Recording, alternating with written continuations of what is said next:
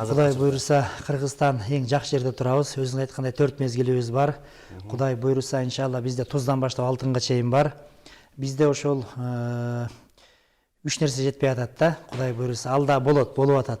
Ошол ыйман бардыгыбыз ошол Кудай Таалага ыйман келтиришибиз керек, таянышыбыз керек, өзүбүздү Кудай сезбешибиз керек, Кудайдан акылдуу болбошубуз керек, Кудай буйругандай жашашыбыз керек, анан ынтымак болушубуз керек. Анан адилеттүү болушубуз керек. Бизден ошол Аллах Таала адилеттүүлүктү талап кылат да. Бийлик башындагылардан, башкадан адилеттүүлүктү талап кылат. Ошол кимге бийлик берилсе, ал өтө боорукер да болбош керек, зулум да болбош керек. Адилеттүү болуш керек да. Адилеттүү болсо, биз Кудай эмес, ага рызкы бергендей же башка кылгандай. Адилеттүү эле болсок, Кудай жардам берет. Аллах Таала пайгамбарыбыз хадисте айтат, Аллах Таала кимге жакшылык кааласа дейт, жакшы вазир берет дейт.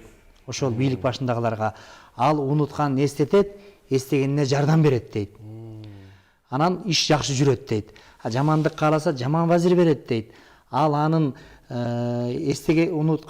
унутканын эстетпейт дейт. Эстеткенине жардам бербейт дейт.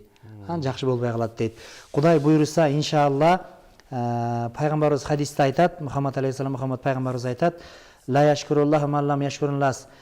Кимде ким адамдарга шүгүр дебесе, адамдарга ыраазы болбосо, анда ал Кудайга да шүгүр дебейт, Кудайга да ыраазы болбойт дейт да. Биринчи Кудайга рахмат, чексиз Кудайга рахмат. Кудай Таалама рахмат. Анан акындарыбыз айтат го, эл менен сен бийиксиң, элден чыксаң кийиксиң деп. Мына эл бар экен, падыша болуп атат. Эл бар экен, муфти болуп атат. Эл бар экен, депутат болуп атабыз. Эл бар экен, сиз экөөбүз чыгып сүйлөп атабыз. Эл болбосо ким таштарга же койлорго падыша болобузбу же муфти болобузбу? Эмне кылабыз? Ошого шүгүр, албетте шүгүр. Биздеги дин эркиндиги дүйнө жүзүндө жок. Муну ачык эле айтышыбыз керек. Дүйнө жүзүндө жок. Ушуну сакташыбыз керек, баалашыбыз керек. Анан эми Кудай буйруса ошол анча-мынча карыздардан кутулуп кетсек, ыймандуу болсок, анан мондай ачык айтканда арак токтотуш керек. Анан мындай никесиз иштерди, сойкулук, никесиз иштер, сойкулук, мына ушул чоң Кудайдын эң жаман көргөнү да. Кудай Таала 3 жерге береке жаадырбайт, каргыш жаадырат дейт. Биринчиси, арак каерде көп ичилсе, Кудайдын каргышы жаайт дейт.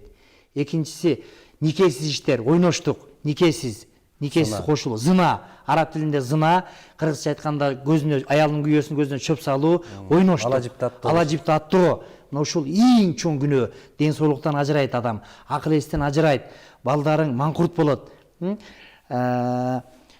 Сахих хадисте келет, эгерде сен аялыңа билдирбей гүл айтып ойноп баштасаң, анда аялың дагы сага билдирбей гүл айтып ойноп баштайт дейт да. Бул карыз да, карыз, бул карыз. Эгерде сен ошентип айылды буссаң, кийин сенин ошол кызыңды, сенин аялыңды, небере чөбөрөңдү ошол айылдын эли бузат. Сен эмне кылсаң, бул карыз кайтып келбей койбойт да. Эркек сен эле экөөбүз эле эмес да, же башкалар эле эмес да. Ошон үчүн эң чоң ошол арак, анан зына, анан кумар, ушуну токтотушубуз керек да. Ушул болбош керек негизи. Бул мына Содом, Гоморра жок болуп кеткен да зынанын айынан. Зына көбөйсө бул эң жаман экен да бул. Азыр мисалы эркек менен аял зына кыла берсе, зына ушунчалык көбөйгөндөн кийин эме болот экен да. Аял менен эркек бири-бирин көргүсү келбей, эркек асылып баштайт экен. Аял асылып баштайт экен. Содом, Гоморра деген мамлекеттер, шаарлар жок болуп кеткен да. Лут алейхиссалам барган жерлер да, ошонун себебинен. Ошон үчүн Кудай сактасын, ушулардан алыс болушубуз керек. Казинодон, кумардан алыс болушубуз керек. Адилеттүү болушубуз керек. Тараза. Кудай Таалам бирөөгө таш менен урсаң, сени да таш менен урат. Аш менен урсаң, аш менен урат. Бүт ошол биздин ата-бабаларыбыздын жанагы эркегенге ийилгенге ийилгин деген бүт бардыгы ошол хадис Куранда алынган сөздөр.